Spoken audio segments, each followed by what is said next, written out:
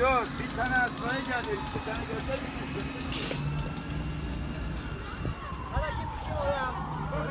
Malatya Yukarı Çeşnik'te Sen babana bak lan.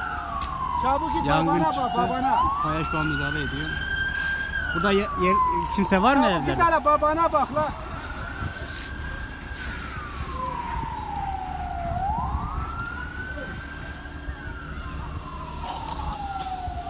Burada oturan vatandaşlarda panik var.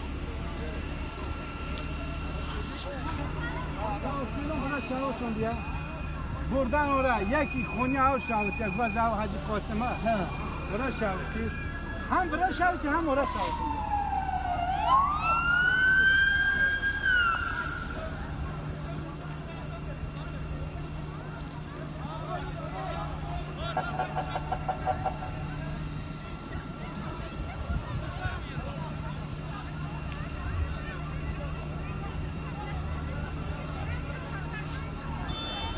Çok şükür can kaybı yok burada. Herhangi bir şey yok. Sadece Malatya Yukarı Çeşnik'te yangın çıktı.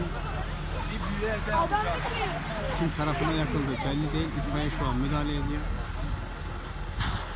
Yangın yavaş yavaş kontrol altına alındı.